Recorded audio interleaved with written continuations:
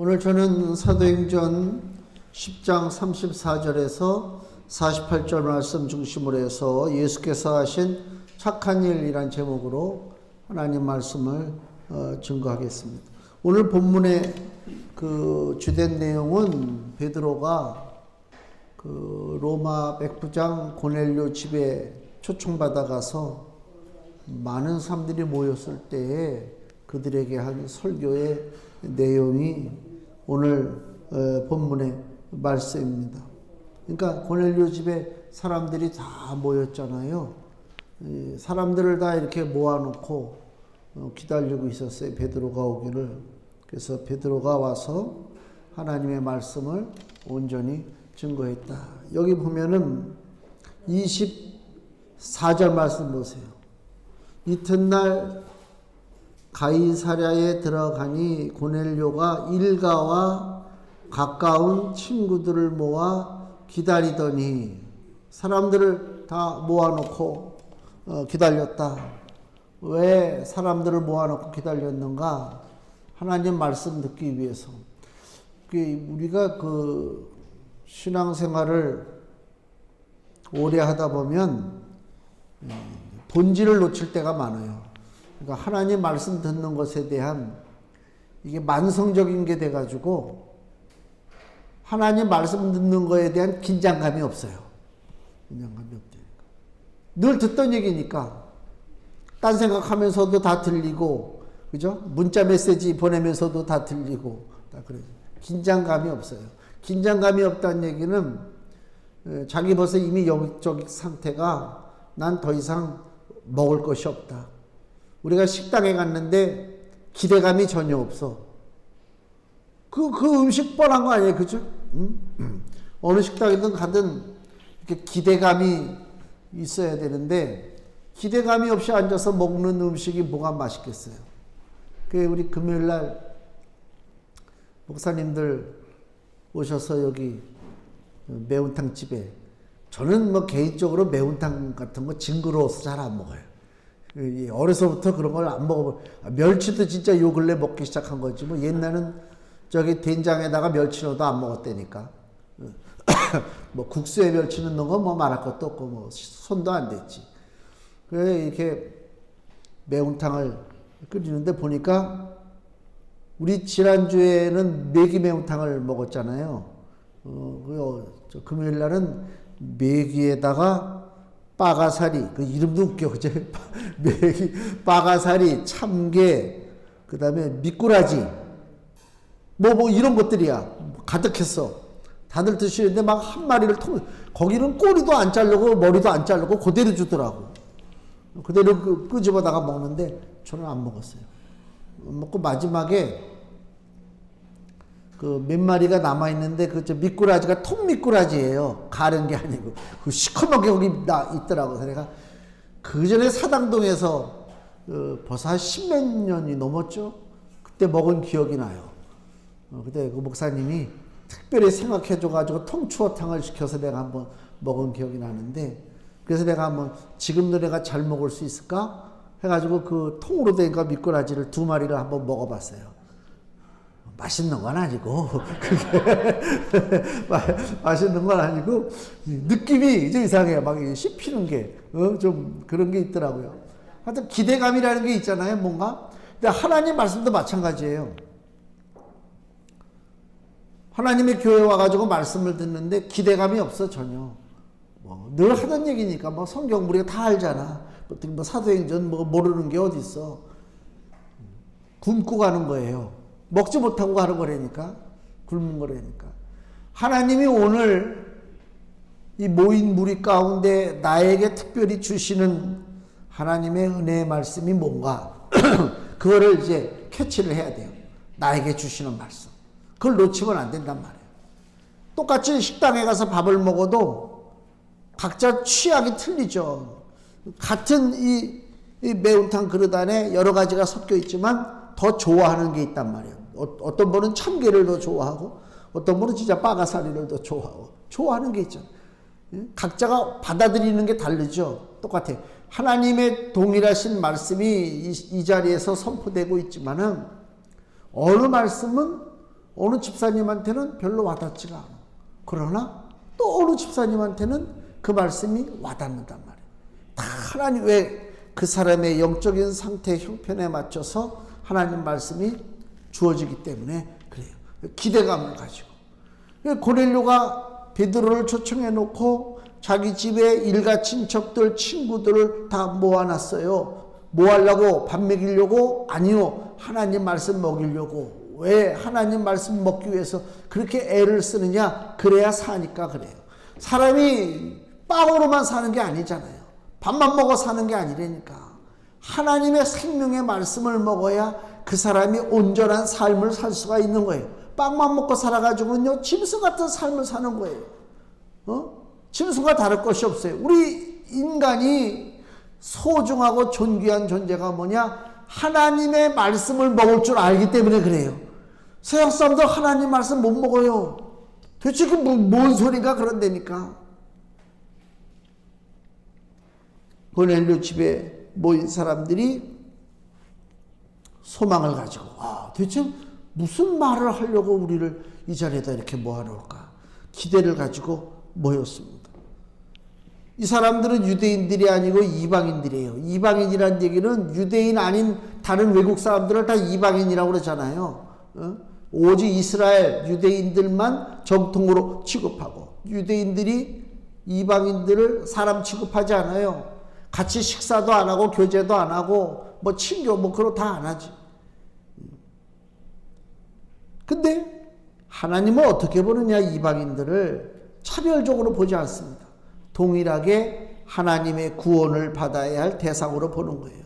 그래서 여기 사도행전 10장에 그 베드로가 환상 보는 장면이 나오죠. 11절 보세요. 11절에 베드로가 점심때가 돼가지고 이제 옥상에서 이제 밥을 좀 먹어야 되겠는데 시장한데 할 때 비몽사몽간에 나타난 현상이 있어요. 11절 하늘이 열리며 한 그릇이 내려오는 것을 보니 큰 보자기 같고 네 귀를 메어 땅에 들이웠더라. 그 안에는 땅에 있는 각색 네 발 가진 짐승과 기는 것과 공중에 나는 것들이 있는데, 그러니까 쉽게 얘기하면 먹지 못할 것들, 징그러운 것들이 있단 말이에요. 근데 13절 소리가 있으되 베드로야 일어나 잡아먹으라. 이 징그러운 걸 지금 잡아먹으라고 한다니까요. 베드로가 가로되 주여 그럴 수 없나이다. 속되고 즉 더럽고 깨끗이 아니한 물건을 내가 언제든지 먹지 아니하였사옵나이다. 나는 입맛이 까다롭습니다. 특히 우리 유대인들은 음식에 대해서는 정확하니까 지금도 그렇고 아무 음식이나 안 먹잖아요. 그러니까 이게 깨끗하지 못하고 정한 그 음식이 아닌 것은 내가 먹지 않습니다 라고 얘기했단 말이에요. 근데 15절에 또 두 번째 소리 있으되 하나님께서 깨끗게 하신 것을 내가 속되다 하지 말라. 이런 일이 세 번 있은 후 그 그릇이 곧 하늘로 올리워 가니라. 그 유대인들은 기본적으로 더러운 것은 안 먹잖아요. 먹지 말라는 게 너무 많죠. 근데 하나님이 지금 베드로 보고 그걸 갖다 놓고 먹으라는 거예요. 난 못 먹어요. 먹어라. 왜? 하나님이 깨끗게 하신 것을 내가 더럽다고 할 수 있느냐? 그 얘기죠. 그거 무슨 얘기냐? 유대인들이 이방인들을 바라보는 시각이 뭐예요? 짐승이요. 개요. 짐승과 같은 존재, 더러운 존재로 이방인을 봐요. 하나님은 그 이방인, 내가 깨끗게 한 것을 네가 함부로 판단하겠느냐? 즉 그 얘기를 하는 거예요. 귀한 존재다. 베드로가 그 하나님께서 환상을 보여주신 의미를 알아요. 그래서 28절 넘겨서 사도행전 10장 28절 거기 다 모여있는 사람들을 보고 베드로가 하는 얘기입니다. 이르되 유대인으로서 이방인을 교제하는 것과 가까이 하는 것이 위법인 줄은 너희도 알거니와. 우린 교제 안 한다 이거 이방인들과. 그러나 하나님께서 내게 지시하사 아무도 속되다 하거나 깨끗지 않다 하지 말라 하시기로 부름을 사양치 아니하고 왔노라. 묻노니 무슨 일로 나를 불렀느뇨 이거잖아요. 고넬료가 분명히 이제 불렀을 때에 베드로가 환상을 본 그 의미를 깨닫는 거야. 하나님께서 이래서 나에게 그 이상한 그 벌레 같은 거, 짐승 같은 걸 잡아먹으라고 그랬구나. 왜? 하나님이 다 깨끗게 하셨다. 내가 이방인들 더럽게 여기던 것이 잘못된 생각이구나. 그거를 이제 깨닫고 이 고넬료의 초청에 베드로가 응답하고 wan 것입니다. 그러니까 하나님께서 베드로를 고넬료 집으로 부르실 까닭은 그 고넬료의 집에 있는 사람들에게 은혜를 주시려고 지금 그런 것이다. 그러니까 은혜 받을 만한 자에게 은혜를 주신다. 이 중요한 얘기입니다. 은혜 받을 만한 자에게 은혜를 주십니다. 100명이 모였다고 해서 100명이 은혜 받는 게 아니란 말이에요. 은혜 받을 자에게 은혜를 주신다. 저도 그 전에 청년 시절에 교회에서 철야기도 한다든가 주일날 예배 드릴 때 느낀 게 그때가 아마 청년 때, 그때가 대학교 4학년 때인가, 그때가 은혜를 제일 많이 받았던 것 같아요. 다른 친구들은 전혀 감동이 없어. 같이 이제 우리 청년 친구들 같이 모여서 이제 예배실에 같이 앉아 있잖아요. 앉아서 예배 드리는데 얘네들은 감동이 없어. 근데 나는 그 목사님 하시는 그 말씀이 너무너무 이게 막 그 강약, 중강약이라고 그랬잖아요. 탁탁탁탁 치는 거. 그 느낌이 오는 거야, 느낌이. 너무너무 좋아. 야, 하나님 말씀이 살아있다는 것이 이런 거다. 하나님 말씀이 살아있는 거예요. 근데 그 하나님 말씀이 살아있는 것을 모르는 사람은 이거 끝나고 뭐 할 거야? 친구를 만나야 되는데, 빨리 끝나고 어딜 가야 되는데, 그 생각이 여기 가득 차 있는 거예요. 그걸 모른단 말이에요. 은혜 받을 만한 자에게 하나님이 은혜를 주신다. 그래서 35절에 베드로가 하는 얘기입니다. 각 나라 중 하나님을 경외하며 의를 행하는 사람은 하나님이 받으시는 줄 깨달았도다. 의롭게 살고 착한 일 많이 하고 하나님을 경외하면 하나님이 인정하신다. 즉 그 얘기잖아요. 35절이 각 나라 중 하나님을 경외하며 의를 행하는 사람은 하나님이 받으시는 줄 깨달았도다. 이왕이면 선하게 사는 게 좋겠죠. 나쁘게 사는 것보다. 여기 사도행전 9장에 보면요, 이런 일이 나와요. 사도행전 9장 36절. 바로 우리 본문 옆에 있죠. 요바에 다비다라 하는 여제자가 있으니 그 이름을 번역하면 도르가라. 선행과 구제하는 일이 심히 많더니. 착한 일을 많이 한 성도예요. 근데 죽었어요, 병들어서. 그래서 성도들이 모여서 이 죽은 그 다비다를 살려달라고 베드로에게 간청하는 장면이 나와요. 다비다를 보세요. 선행과 구제하는 일이 많았어요. 또 사도행전 10장 보세요. 우리 고넬료 집에 지금 모인 얘기를 하고 있잖아요. 그 고넬료가 어떤 사람이에요? 10장 2절. 그가 경건하여 온 집으로 더불어 하나님을 경외하며 백성을 많이 구제하고 하나님께 항상 기도하더니 의롭게 사는 사람이에요. 이 다비다라는 사람도 그렇고 고넬료라고 하는 사람도 그렇고 의롭게 살아요. 그래서 베드로가 하는 얘기가 다시 35절 10장 35절 각 나라 중 하나님을 경외하며 의를 행하는 사람은 하나님이 받으신다. 하나님이 인정해 주신다 그 얘기예요. 근데 문제는 뭐예요? 정확한 기준이 없어요. 어느 정도 착한 일을 해야 되는가? 어느 정도 하나님을 경외해야 되는가? 기준이 없다니까. 기준이 있으면 쉬워요. 하나님께서 우리에게 기준을 주셔가지고 넌 일주일에 3일을 금식을 하고 하나님 앞에 헌금을 드리는데 월 평균 얼마를 헌금을 하고 전도를 하는데 1년에 몇 명을 전도를 하고 기준을 하나님이 딱 만들어주시면 그 선을 넘어가면 나는 의로운 사람이고 그 선을 넘지 못하면 나는 하나님 앞에 아직도 의롭지가 못하구나 깨달을 거 아닙니까? 하나님이 근데 그 선을 안 만들어 주셨어요. 기준이 명확하지가 않아. 그 얘기는 하나님이 받으시는데 받으신다는 얘기는 뭐예요? 우리를 품어주시고 은혜를 주시는 거예요. 하나님이 우리를 품어주시고 은혜를 주시는데 명확한 기준이 없어요. 어떤 수치가 없어. 그 얘기는 하나님 마음이다. 하나님 마음대로다 그 얘기요. 하나님 마음대로다. 로마서 9장을 보세요. 사도행전 바로 다음이 로마서인데 로마서 9장 15절 16절 말씀입니다. 로마서 9장 15절 16절 모세에게 이르시되 내가 긍휼히 여길 자를 긍휼히 여기고 불쌍히 여길 자를 불쌍히 여기리라 하셨으니 그런즉 원하는 자로 말미암음도 아니요 다른 박질을 하는 자로 말미암음도 아니요 오직 긍휼히 여기시는 하나님으로 말미암음이니라. 이게 무슨 말이에요? 내가 원한다고 된다는 게 아니에요. 내가 열심히 낸다고 되는 게 아닙니다. 막 뛰어달릴 정도로 힘을 내고 열심을 내고 봉사하고 수고하고 매달리고 선한 일을 하고 그래서 되는 게 아니라 뭐라고요? 오직 긍휼히 여기시는 하나님으로 말미암음이니라. 하나님 맘대로다 그 얘기입니다. 하나님 맘대로다 그 얘기입니다.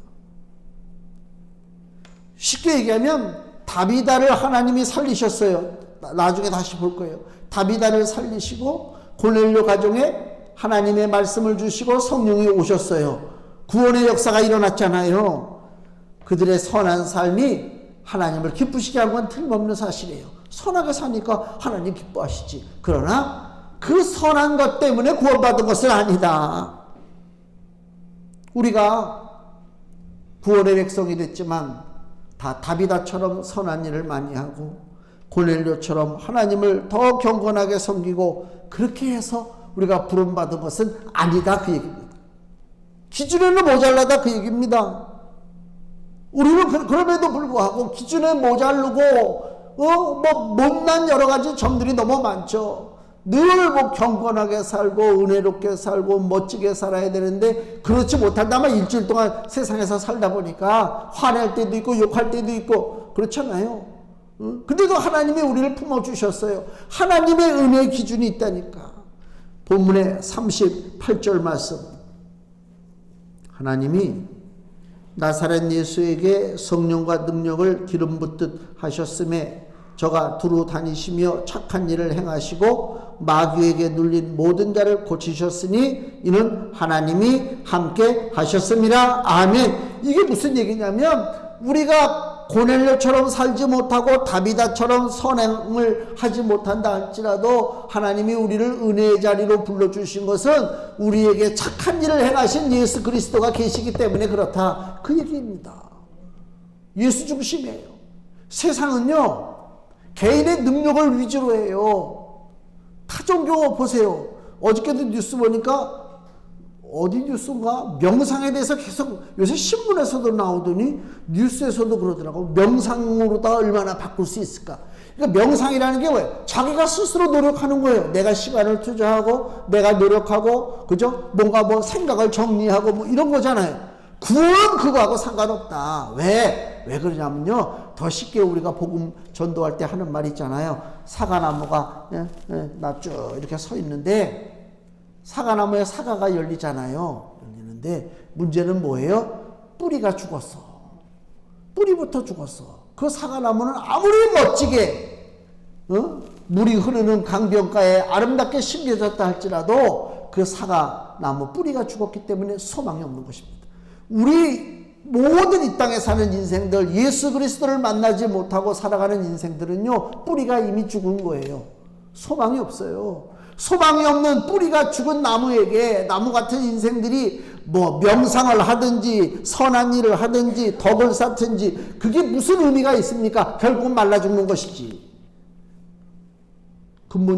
근본적으로 다 살아야 될 것이 뭐냐? 뿌리가 바뀌어야 될 거 아닙니까? 뿌리가 바뀌어요. 예수 그리스도의 뿌리가 된다니까. 예수로 말미암아 우리에게 그리스도의 생명의 기운이 들어오게 된다 그 얘기입니다. 43절 예수님의 선하신 일로 인해서 43절 저에 대하여 모든 선지자도 증거하되 저를 믿는 사람들이 다 그 이름을 힘입어 죄사함을 받는다 하였느니라. 예수 믿으면 죄와 마귀로부터 풀려난다. 그 얘기하고 있는 것입니다. 선한 일을 한다고 될 일이 아니고 하나님께서 예수님을 통해서 우리에게 구원의 은혜를 주셨다. 예수님은 이 땅에 오셔서 약 3년 몇 개월 동안 행하셨지만은 착한 일을 예수님이 많이 하셨죠. 요한복음 우리 복음서에 보면 예수님이 하신 일들이 많이 나오는데 그중에 한 두 가지만 봐도 예수님이 그 요한복음 5장에 베데스다 목가에 38년 된 병자를 찾아가는 장면이 나오잖아요. 나한테 온다니까. 내가 예수님한테 가는 게 아니고 이게 우리 복음의 차이입니다. 세상은 자기들이 산속 저 꼭대기로 올라가고 뭐 탑 있는 데로 올라가고 뭐 그런 거 있잖아요. 움직이지 못하고 무능력하고 죽은 거와 다름없는 그런 인생, 38년 동안 병자 노릇하고 살던 인생 속에 예수님이 찾아오셔서 예수님이 먼저 물어보잖아요. 내가 낫기를 원하느냐? 38년을 알았는데 낫기를 원했을까? 이제는 포기했을 것 같아요. 그냥 습관적으로 거기 베데스다 연못가에 가서 혹시라도 그러고 살았을 것 같아. 근데 예수님은 오시잖아요. 오셔서 그 38년 된 병자의 인생을 바꿀 일이 뭐예요? 그에게 빵 한 덩어리 주는 거예요? 그에게 위로의 말씀을 주는 것입니까? 아니잖아요.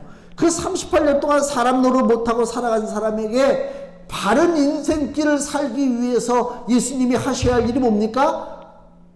움직이게 만드는 거잖아요. 움직이지 못한 사람 움직이게 만드는 거라니까. 그게 주님의 은혜예요. 주님은 우리의 문제를 너무나 잘 알고 계셔요. 각자가 문제가 있잖아요. 문제 없는 사람이 어디 있어요? 그 문제 속에 예수님이 오셔서 네가 가지고 있는 문제를 해결해 줄게. 그게 복음이에요. 근데 우리 인생들은요, 됐어요. 내가 하죠. 이런다니까. 야, 이 답답하게 이런 말할 수가 없는 것입니다. 맡기세요. 맡기시라니까. 예수님이 하도록 맡겨야 된단 말이에요. 내가 하려고 발버둥 쳐서 될 일이 아니란 말이에요. 그래서 베데스다 연못가에 38년 된 병자를 예수님이 고쳐주셨어요. 또 하나 누가복음 7장에 보면 나인성이라고 하는 성에 과부가 있었는데 과부의 외아들이 있었어요. 근데 그 외아들이 죽었어요. 마치 예수님이 그쪽으로 지나가실 때에 그 나인성 과부의 외아들 죽은 장례식을 치르는 거예요. 쉽게 얘기하면 상여가 나간단 말이야. 상여가. 지금은 사람이 세상을 떠나도 같은 아파트에 살아도 누가 떠났는지 모르잖아요. 내가 지난번에 겪어보니까 그렇더라고. 그냥 막 병원에서 와가지고 막 탁탁 해가지고 촥촥촥 움직이니까 사람들이 뭐 알 수가 없지. 근데 예전에는 상여가 나갔단 말이에요. 땡그랑 치면서 이제 가면 언제 오나. 그리고 했다. 이스라엘도 똑같아. 나인성 과부 그 외아들이 죽어서 상여가 나가는 걸 예수님이 봤어요. 다 알죠. 누가 와서 뭐라고 안 그래도 예수님이 보면 알잖아요. 저 불쌍한 과부가 아들 믿고 살았는데 아들이 죽었구나. 예수님이 먼저 가셔요. 가가지고 뭐래? 야, 멈춰라. 그래서 죽어있는 외아들을 야, 너 이제 눈 뜨고 일어나라. 예수님이 살려주셔요. 소망을 주는 거예요. 위로를 주는 거예요. 굉장하잖아요. 우리에게 상징적으로 보여주는 것이 많아요. 우리 삶 속에 주님이 찾아오신다니까. 38년 된 병자 고치신 것이나 죽은 과부의 외아들을 살리신 것이나 우리 인간의 방법과 수단 가지고서는 안 돼. 우리 힘으로는 안 돼. 그러나 하나님은 능치 못할 힘이 없잖아요. 하나님 앞에 맡기고 사는 거란 말이에요. 하나님은 선한 일을 하신단 말이에요. 그 아들 예수 그리스도가 이 땅에 오셔서 왜 30몇 년 동안 돌아다니시면서 많은 일들을 하셨느냐? 이 땅에서 우리에게 진실로 선한 일을 하실 분은 하나님 한 분뿐이라고 하는 사실을 얘기하는 거예요. 그래서 궁극적으로 마지막에 예수님이 하신 가장 선한 일이 뭐냐? 다시 로마서 5장 사도행전 다음에 로마서 5장 6절에서 8절 말씀입니다. 로마서 5장 6절에서 8절 신약성경 245페이지 우리가 아직 연약할 때에 기약대로 그리스도께서 경건치 않은 자를 위하여 죽으셨도다. 경건치 않은 자를 위해서 죽었어요. 의인을 위하여 죽는 자가 쉽지 않고 선인을 위하여 용감히 죽는 자가 혹 있거니와 가끔 가다 보면 선한 일 하다가 죽는 사람들도 있잖아요. 그러나 8절에 우리가 아직 죄인 되었을 때에 그리스도께서 우리를 위하여 죽으심으로 죄인을 위하여 죽는 자는 없어요. 그렇죠? 죄인을 위해서 죽는 자는 없어요. 그러나 우리 주 예수 그리스도께서 우리가 아직 죄인 되었을 때에 우리를 위하여 죽으심으로 하나님께서 우리에게 대한 자기의 사랑을 확증하셨느니라. 아멘. 예수님 십자가의 죽으심, 이것이 예수님이 하신 가장 착한 일이다, 그 얘기입니다. 그 예수님의 착한 일 때문에 우리가 살아났어요. 왜? 우리가 죄인 되었을 때에 내가 짊어져야 할 십자가를 예수님이 짊어졌기 때문에 그렇습니다. 물건을 나르는데요,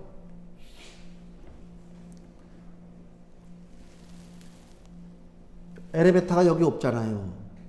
물건을 내려와야 되잖아요. 내가 힘이 딸려. 너무 힘이 딸려. 근데 한쪽은 물건을 계속 내리는데 바빠. 물건은 쌓이고 내가 거기 서서 그럼 물건 다 내린 다음에 우리 같이 이거 들고 갑시다. 그럴 수는 없잖아. 한쪽은 차에서 내리기만 하고 나는 계속 오르락 내리락. 누군가 좀 도와줬으면 얼마나 좋을까. 요럴 때 저거 하나라도 들어줬으면 막 들고 가면서 그래서 그날 저때 이 왼쪽 옆구리가 아파가지고 여기 이쪽에다 힘을 썼나 봐. 그때 그 힘이 딸릴 때는요, 저거 하나만이라도 좀 누가 들어줬으면 좋겠다. 이 구탱이 와가지고 이거 하나 짝 힘만 받쳐주면 얼마나 좋을까. 그런 거 있잖아요. 도움이 필요하잖아요. 예수님은 그걸 아신다니까. 내 마음을. 그래서 언제든지 너희들이 이제까지는 내 이름으로 구하지 아니하였으나 이제는 기도하라.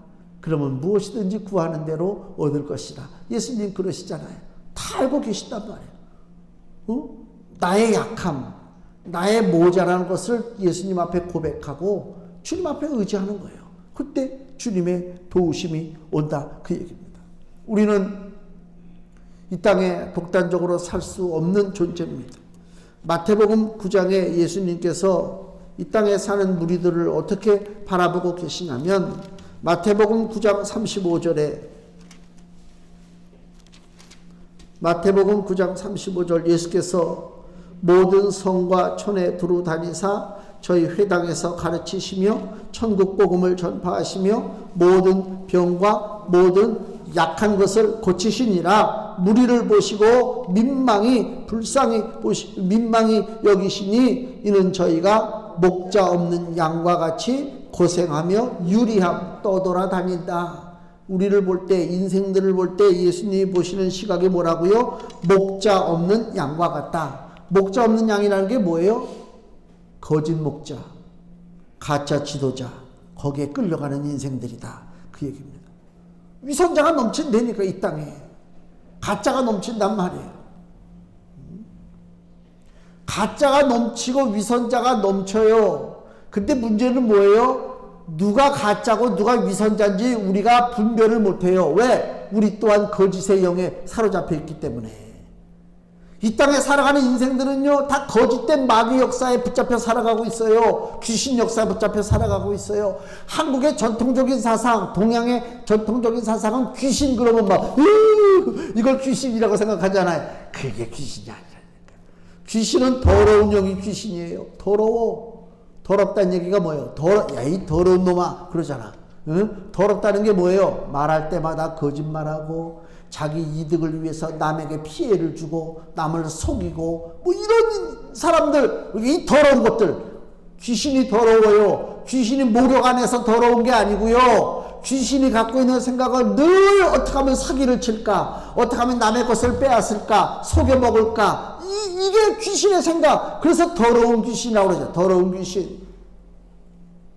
그 더러운 귀신을 우리가 분별해야 되는데 뭐 어떻게 해야 분별이 되느냐? 깨끗한 것이 들어와야 더러운 것을 분별해요. 어렸을 때 우리가 저 어렸을 때 동네에서 애들하고 흙에서 장난치고 물에서 막 더러운 물에서 놀 때 더러운 줄 몰랐어요. 나도 더럽고 얘도 더러워. 중학교 때까지 우리는 이를 안 닦고 살았어요. 왜? 그래도 더러운 줄 몰라요. 얘도 안 닦고 나도 안 닦는데 무슨 상관이 있어. 지금 같았으면 그러잖아요. 같이 더러우니까 더러운 줄 모른다니까 세상이. 깨끗함을 받아야 돼, 내가. 그래서 1년에 한번 뭐 명절 때 설날에 새 옷을 입고 목욕을 하면 깨끗하잖아요. 그때는 땅에서 흙 가지고 안 놀아. 그럼 바보지. 그날은 깨끗한 거 입었으니까 서성서성 되는 거지. 왠지 어색하게 나 좀 봐라, 나 좀 봐라. 그리고 며칠 지나서 더러워졌을 때 비로소 다시 모여서 흙에서 노는 거예요.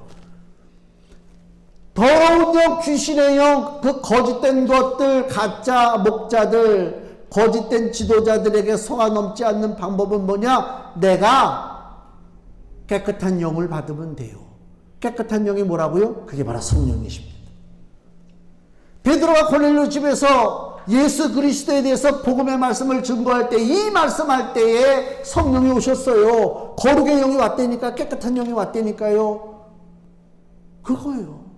성령 강림을 맞이해서 성령의 능력이 오면, 성령의 충만을 받으면 막 권능 있어가지고 막 뭐 큰 소리 치. 그게 아니요. 깨끗한 영, 진리의 영이요. 거짓을 분별한다니까.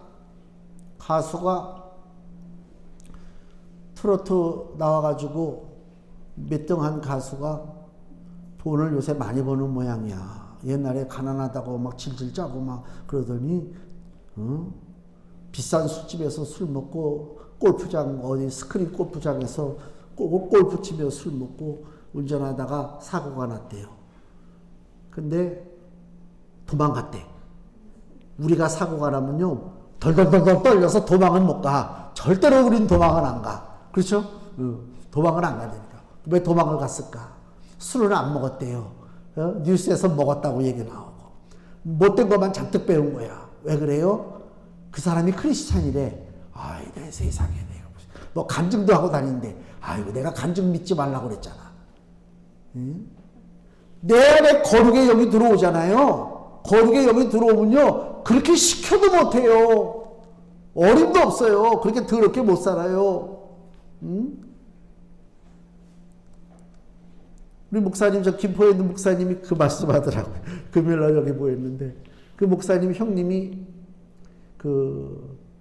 뭐 수사과 형사? 그러다가 이제 정년퇴직하신 분이에요. 그러니까 뭐 대단하지. 평생을 남 수사하고 뭐 이러더냐고. 퇴직하고 나와가지고 그 다단계 사기치는 데 걸려가지고 퇴직금 다 집어넣고 동생 여기 목사님한테도 와가지고 너도 왜 이렇게 인생을 그렇게 사냐, 한 방이면 되는데 돈 좀 집어넣어라. 목사님 안 한다. 그 밑에 있는 동생이 할 수 없이 끌려가가지고 돈 해가지고 같이 다 날라갔다는 거 아닙니까? 사기당했다고. 사기꾼 잡는 형사가 사기당했다. 세상이 그래요. 왜? 거짓이 넘치기 때문에. 그래서 우리가 이 험한 세상에서 바르게 살려면요 그리스도의 영 성령을 받아야 돼요. 성령의 역사가 없으면 분별을 못해요. 그래서 엉뚱한 짓거리하고 살 수밖에 없다. 자, 금주 말씀 보세요. 요한복음 14장 26절입니다. 같이 읽겠습니다. 보혜사 곧 아버지께서 내 이름으로 보내실 성령, 그가 너희에게 모든 것을 가르치시고 내가 너희에게 말한 모든 것을 생각나게 하시리라. 아멘. 성령이 오셔야 예수님의 말씀이 생각나고 예수님의 진리가 깨닫게 된다, 그 얘기입니다. 세상에 거짓된 모든 것으로부터 벗어나고 예수님의 진리의 십자가를 붙잡고 산다면 우리 삶 자체가 하나님 보시기에 너무나 아름다운 성령의 기름 부으심 하시기에 합당한 삶이 되는 것입니다. 예수님은 우리를 선한 삶으로 인도하기 위해서 예수님 스스로가 이 땅에서 선하게 사셨습니다. 그 선한 가장 정점이 그리스도의 십자가 희생입니다. 예수님의 가장 선한 그 모든 행위의 결과가 뭐냐? 우리가 구원받은 것입니다. 그래서 우리도 어떻게 살아야 되느냐? 예수님의 선한 모습을 닮아 사는 것입니다. 예수님의 선한 모습이라고 하는 것은 남을 도와주고 남을 사랑하고 아끼고 물론 그렇게 살아야 되겠죠. 그러나 그 이상의 것입니다. 어떤 것이라고요? 복음의 증인이 되는 것입니다. 복음의 증인 돼가지고 이 땅에 사는 사람들에게 너희들 지옥의 저주에서 벗어날 길이 있다라고 알려주는 것이 가장 선한 일입니다. 지옥 가는 사람들에게 너 맛있는 거 먹어야지, 너 좋은 옷 입어야지, 소용없습니다. 지옥 가는 인생들에게 가장 착한 일 하는 게 뭐라고요? 그를 잡아다가 지옥에서 천국길로 인도하는 것이, 그것이 가장 선한 일입니다. 하나님 앞에 기도하셔요. 주여, 나에게 성령의 기름 부음을 주셔서 담대하게 예수님 그 착한 선한 십자가의 복음을 널리 증거하고 내 삶 자체도 십자가의 삶으로 나갈 수 있게 달라고 주님 앞에 기도하시기 바랍니다. 그럴 때 성령께서 아낌없이 우리 가운데 기름 부어 주셔서 이 거짓된 세상, 가짜가 넘치는 세상에 참된 하나님의 자녀의 삶으로 온전하게 나가게 될 줄로 믿습니다. 기도하겠습니다.